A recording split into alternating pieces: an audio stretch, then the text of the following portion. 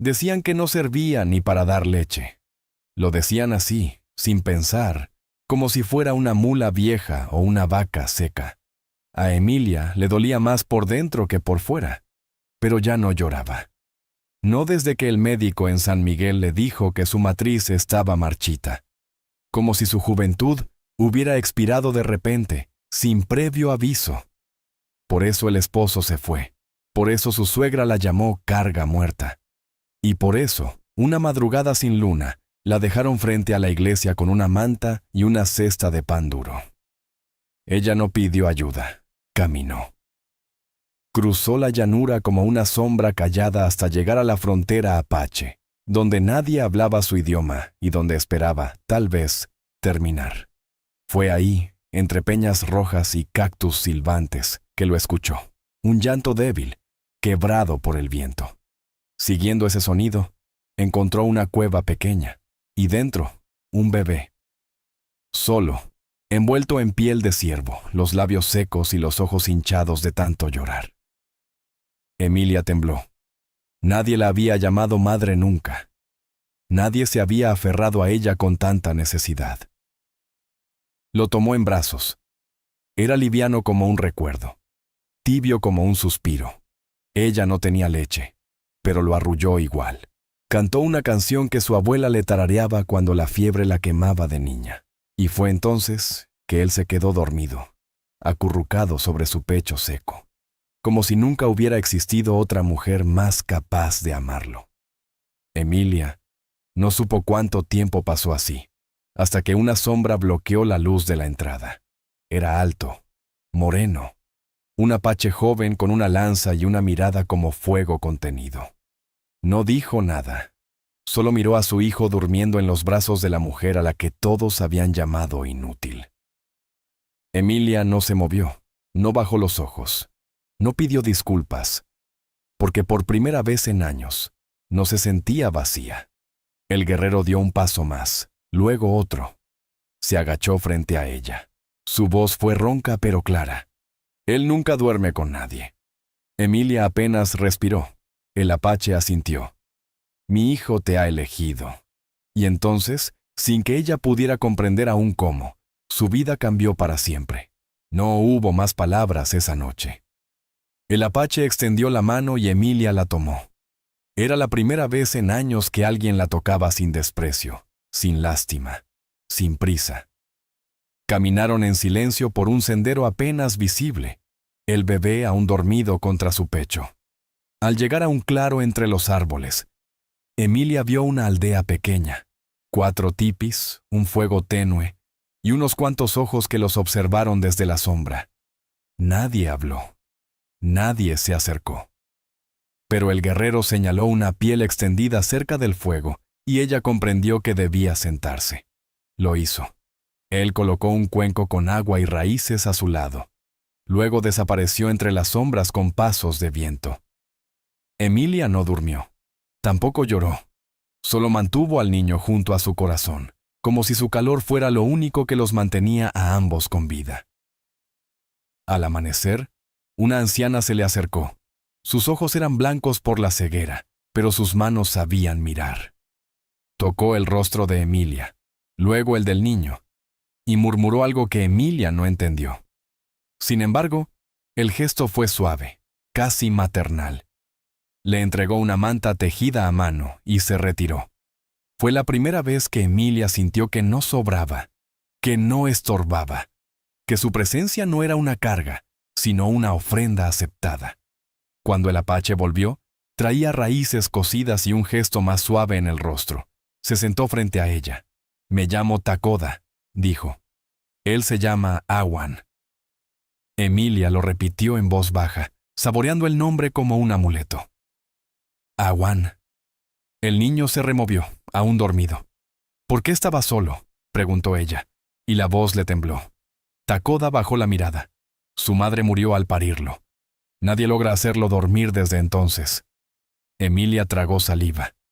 Y ahora duerme conmigo. Takoda asintió. Él te eligió, eso vale más que cualquier rito. Se hizo un silencio que no era incómodo. Emilia sintió algo nuevo nacer dentro de sí. una raíz tímida, una semilla abriéndose a pesar del dolor. Awan despertó con un suspiro, y al verla, sonrió. No con la boca, con los ojos, y en ese momento supo que ya no estaba prestada en esa tierra, que tal vez, solo tal vez, había encontrado el sitio donde su alma sí podía florecer. No todos estaban de acuerdo con que Emilia se quedara. Lo sintió en los pasos que se detenían cuando pasaba, en las miradas que evitaban su rostro, en los cuchicheos que no entendía pero que dolían igual. Aunque Awan dormía en sus brazos cada noche, aunque Takoda compartía con ella el alimento de la casa, la aldea no la había aceptado aún. Era blanca, era forastera y además, era estéril. Esa palabra flotaba incluso sin pronunciarse. Al tercer día, cuando intentó ayudar a cargar agua del arroyo, una joven le quitó el cántaro de las manos y murmuró algo con los dientes apretados. Emilia no respondió. Solo bajó la cabeza y volvió al fuego, donde Awan dormía en su manta tejida. Takoda la observaba todo. No intervenía.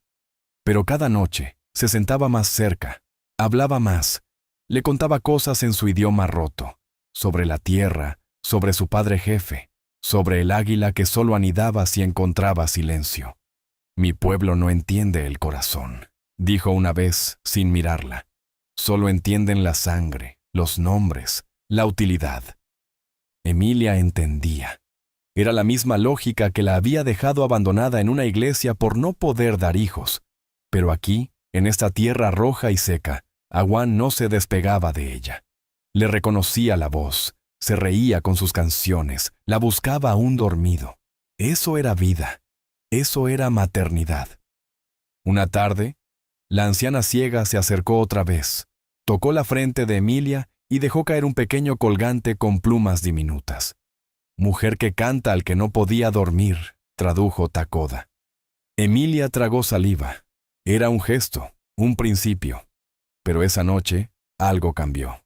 Mientras el fuego crepitaba, 3 hombres del círculo de ancianos se acercaron a Takoda. Hablaban fuerte, apuntaban con el mentón hacia ella. Uno incluso levantó el brazo señalando al niño. Awan empezó a llorar. Emilia lo alzó, nerviosa. Takoda se puso de pie. No alzó la voz, pero su tono fue firme. Uno de los ancianos escupió al suelo y se marchó. Los otros lo siguieron con silencio hostil. Emilia no entendía las palabras, pero el mensaje estaba claro. Ella no era bienvenida. Sin embargo, al volver a sentarse, Takoda tomó a Awan con una ternura que desarmaba. Luego miró a Emilia. «No todos son mi pueblo». Y en ese instante, ella sintió que alguien, por primera vez, la había elegido. Esa noche, Emilia soñó con lluvia. No la tormenta violenta de su infancia, ni el aguacero que la arrojó a la calle cuando fue expulsada de casa. Number era una lluvia tibia, lenta, como si el cielo también supiera acariciar. Al despertar, escuchó un sonido leve. Gotas. Reales. La lona sobre su tipi improvisado respiraba con cada impacto, y por primera vez desde que llegó, el polvo había dejado de flotar. Awan dormía sobre su pecho, tibio como siempre. Takoda estaba afuera, de pie, el rostro alzado. «La tierra escucha», dijo sin girarse. Emilia salió, aún con el bebé envuelto, y lo vio. El cielo abierto, el barro naciendo entre grietas, y la aldea callada.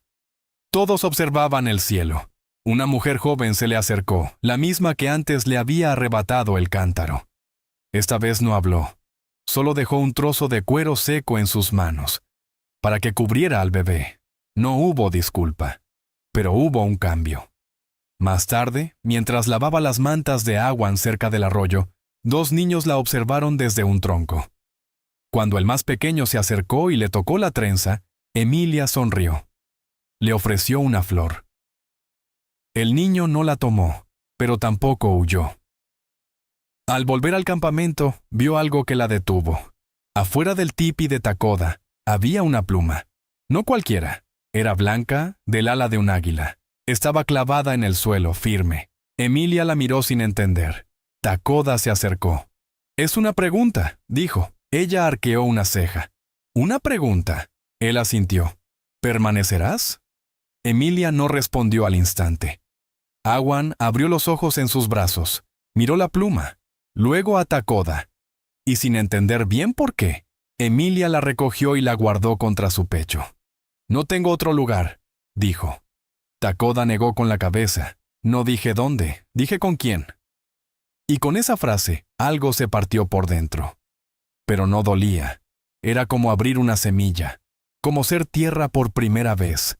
Y esa noche, cuando el fuego volvió a crujir, Emilia se sintió menos huésped y más raíz. La lluvia había caído por fuera, sí.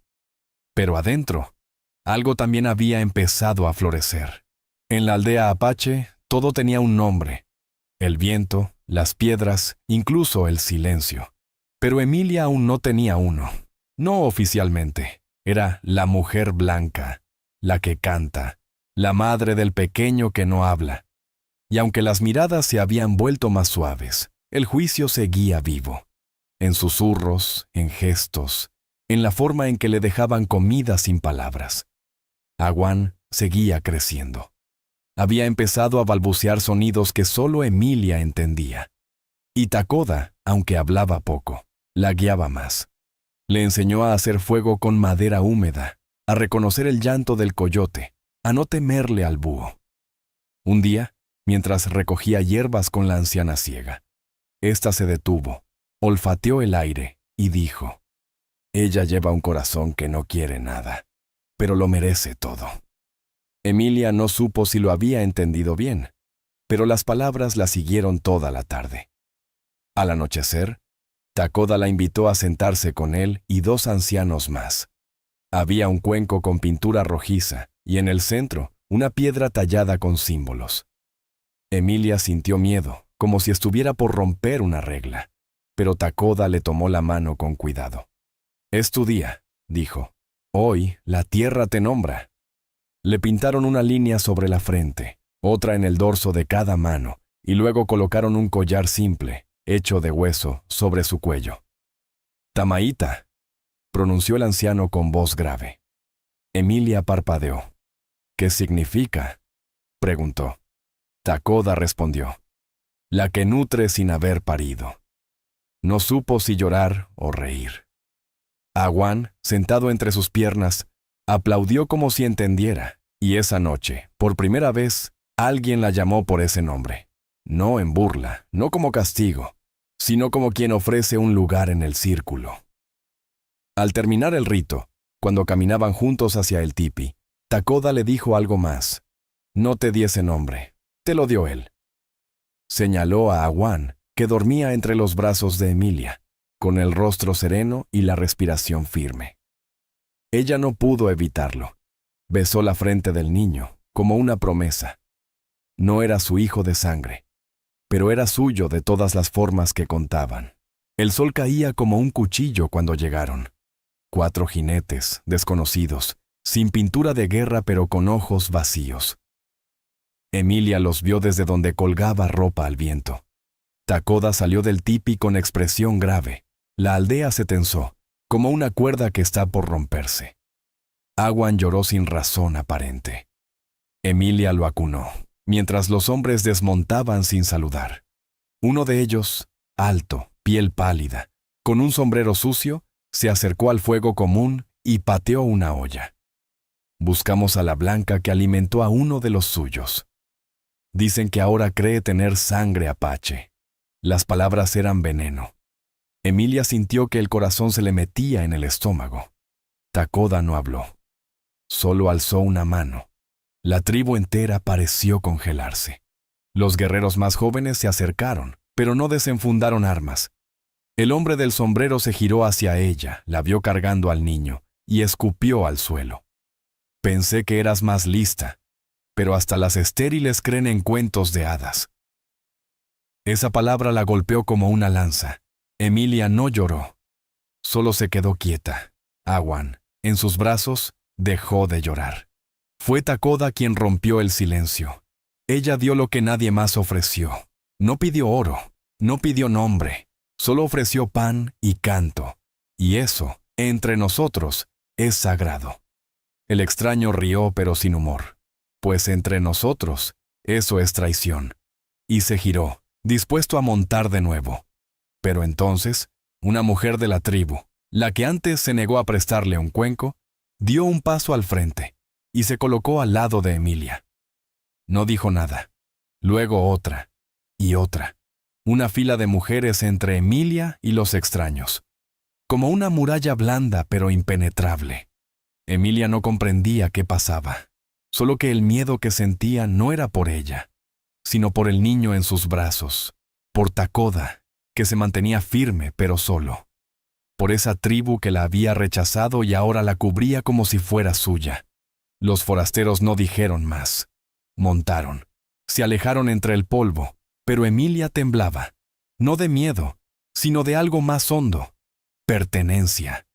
Y por primera vez, ese temblor la hizo sentir viva. Esa noche, el fuego no crepitó como siempre.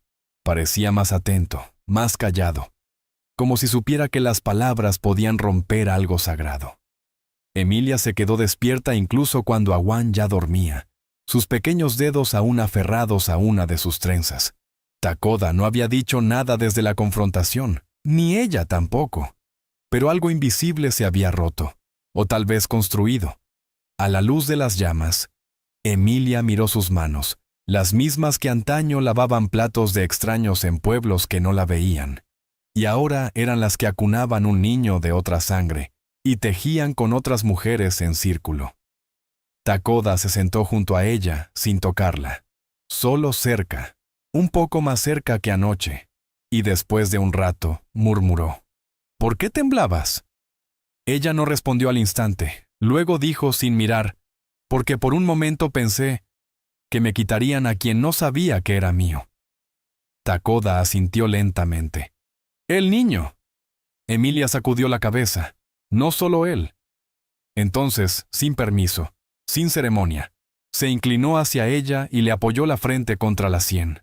No fue un beso, no fue deseo. Fue algo más ancestral, una entrega muda, una promesa sin palabras. El silencio los envolvió, uno amable, uno que dice: estoy aquí y no me iré. Al poco, los pasos de otros se acercaron. Eran las mujeres que se habían puesto de pie esa tarde. Traían cuencos con comida, flores secas para el tipi, una manta nueva. Emilia no entendía, pero tampoco necesitaba hacerlo.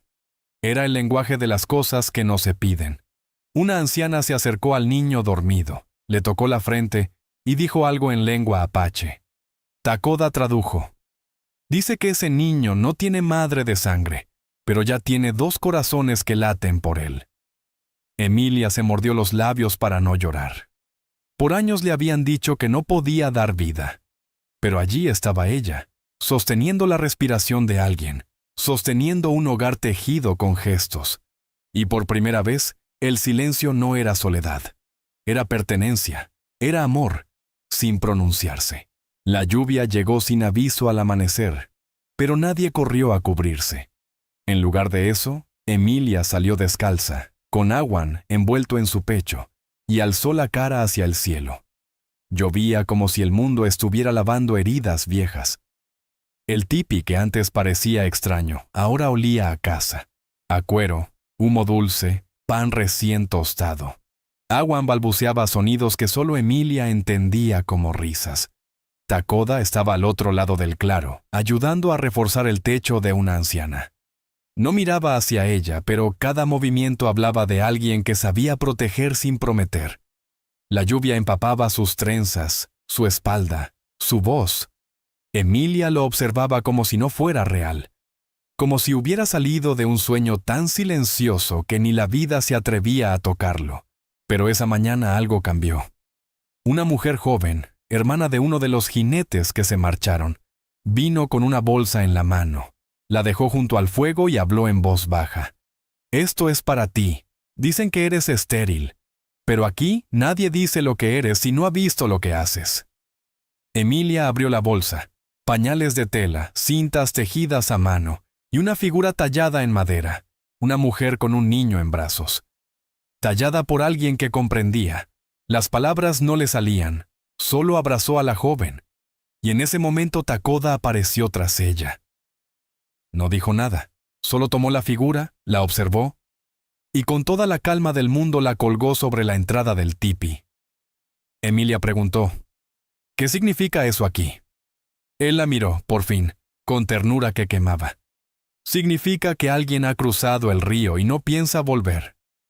Emilia no sabía si hablaba de él o de ella, pero entendía lo que quería decir. No siempre hace falta parir para ser madre. A veces basta con quedarse cuando todos se van. A veces basta con alimentar con lo poco que uno tiene. A veces basta con amar como si el alma pudiera curar lo que el cuerpo no logró. Y esa lluvia, esa bendita lluvia, por primera vez, no dolía, sanaba. La aldea vibraba con una calma nueva, no de esas que se imponen, sino de las que se ganan con tiempo, con manos compartidas. Emilia tejía junto al fuego mientras Awan dormía envuelto en la manta nueva, su pecho subiendo y bajando al ritmo de la tierra. Ya nadie la miraba como forastera. Ahora las ancianas le pedían consejos sobre infusiones, y las niñas le llevaban piedras lisas que llamaban sus tesoros. Takoda regresó del río con pescado fresco y se lo entregó en silencio. No había un gracias, ni un para ti, solo la mirada. Esa que sabe que si uno muere mañana, el otro llevará su historia en la piel. Al caer el sol, una ceremonia comenzó a formarse sin aviso. Se encendieron antorchas, los hombres se alinearon con tambores suaves. Takoda se acercó, le tendió la mano, y ella se la dio sin preguntar. Caminó con él hasta el centro del círculo, donde el anciano consejero los esperaba. No había vestido blanco, no había invitados elegantes, solo polvo, fuego y verdad. El anciano habló en apache. Emilia no entendió, pero el silencio de todos le explicó todo. Takoda miró al anciano, luego a ella, y dijo simplemente, «He perdido cosas antes, padres, hermanos, paz, pero si ella se queda no pierdo más». Y el anciano asintió. Luego habló de nuevo, tocó la frente de Emilia y la de Awan, y sus palabras volaron al cielo con el humo. Takoda no dijo, «Te amo». No dijo, «Para siempre». Dijo, «Gracias por quedarte cuando yo tampoco sabía si debía quedarme». Emilia con voz entrecortada susurró, «Gracias por no tener miedo de un cuerpo vacío». Y entonces, Awan, sin despertarse, giró sobre sí mismo y dijo una sola palabra. «Amá». Nadie supo si lo había dicho en sueños, pero el eco de esa palabra fue más fuerte que cualquier bendición, porque no hacía falta más. Allí, bajo las estrellas, frente al fuego, sin papeles, sin testigos del viejo mundo. Emilia, la que no podía ser madre, se volvió raíz. Awan caminó por primera vez a los 13 meses, tambaleándose entre las fogatas de una primavera nueva. Nadie celebró con gritos, solo risas suaves, palmas tibias y una mirada de Takoda que parecía decir, «Ya lo sabía». Emilia lo siguió a unos pasos, pero no lo guió. Lo dejó avanzar. Porque había aprendido que el amor verdadero no sujeta, sino que camina al lado. La figura tallada seguía colgada a la entrada del tipi, pero ahora el rostro de madera tenía una grieta por el sol. Y Emilia no quiso repararla. Las grietas también cuentan. Los domingos, las mujeres venían a consultarle cómo aliviar fiebres. Algunos hombres le pedían que tejiera símbolos para colgar en las cunas. El anciano del consejo ya no la llamaba la blanca. La llamaba la que espera sin ruido. Y cada vez que alguien decía que ella no tenía hijos, Takoda contestaba sin levantar la voz. Entonces, ¿de quién creen que es este niño que no suelta su falda? A veces, Emilia aún recordaba la plaza donde fue vendida. Las voces que decían, no sirve para parir. Y no las odiaba. Solo las veía con una distancia nueva, como quien observa una piedra que ya no bloquea el camino, sino que señala lo lejos que uno ha llegado. Una tarde, mientras tejía al sol, Awan vino corriendo con una flor en la mano. Se la entregó con la solemnidad de un jefe. Emilia sonrió. ¿para qué es esto? Y él respondió, para que no olvides que eres mía. Emilia lo abrazó, con el hilo aún entre los dedos, y pensó que ningún templo, ninguna iglesia, ningún papel sellado podía haberle dado esta certeza, porque ahora lo sabía. Ser madre no siempre es un milagro del vientre. A veces es un acto constante de quedarse, de curar, de confiar. Y si alguna vez la lluvia volvía a caer con rabia, ya no estaría sola. Serían 3. Siempre 3. Awan, Takoda y ella, Emilia, la que dijeron vacía pero que se volvió hogar. Por favor, dale like, comparte y suscríbete para apoyar más historias del alma aquí en Lágrimas de Ayer. Si tú hubieras estado allí cuando ella tomó al niño en brazos, ¿habrías confiado también en su milagro silencioso? Cuéntanos en los comentarios.